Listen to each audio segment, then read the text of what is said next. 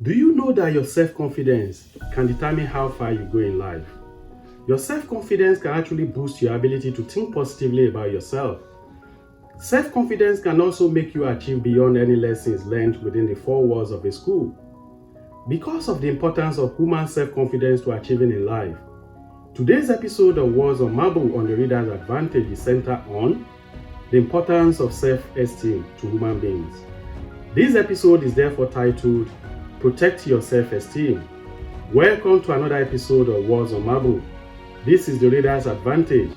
My name is Aki Odidi. Self-esteem means having positive thoughts about your ability and quality. It's an individual subjective evaluation of their own self-worth. That is, how you value, carry, and perceive yourself.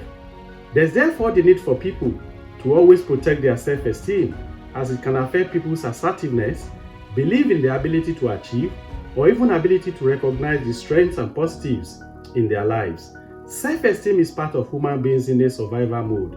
It's therefore important to achieving in all spheres of human life. People's self-esteem goes a long way to determine how they feel about themselves, as people with high self-esteem may feel much more positive and happier about themselves, while people with low self-esteem may feel unhappy and think more negatively about themselves. This negative feeling may also bring about a feeling of unworthiness and inability to stand up for oneself when required. According to the Oxford Languages Dictionary, self-esteem is defined as confidence in one's worth or abilities.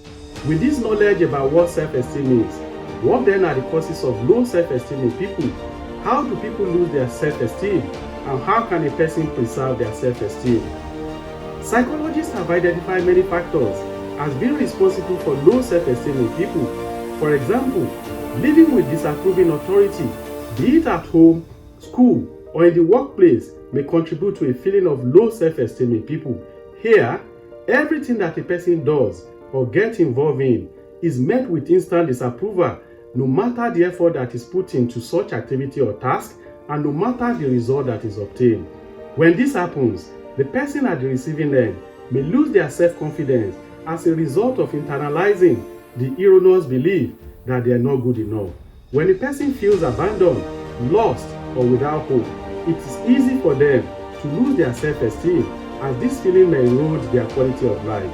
Closely associated with this erosion of one's quality of life comes self-hatred and self-loathing. Students facing academic challenges without necessary support in schools are also prone to low self-esteem. This feeling arises because of the erroneous belief among such students that they are academically defective and therefore inadequate. The shame of feeling inadequate, as if they are not good enough, may be difficult to shake off unless appropriate support is readily available and provided both from the home and within the educational system. Low self-esteem may also be a result of some belief system in some cultures where, for example, there's a stereotype about the ability of certain sex, certain people and genre to excel better than others. This belief system aids in curtailing the ability of certain people to achieving as others are treated preferentially to them because of sexual orientation. The media may also be a contributing factor to why people, especially teenagers, develop low self-esteem. With all the prevailing hypes and photoshops of several celebrities and television personalities available on televisions and on social media, there's unbridled ambitions by some teenagers to be like some of these celebrities. These unfair comparisons may lead to some of these teenagers developing low self-esteem when they cannot change their outlook to be like their perceived role models. Determining whether you have high or low self-esteem is a subjective part. Subjective because it is about your critical silent inner voice or thought.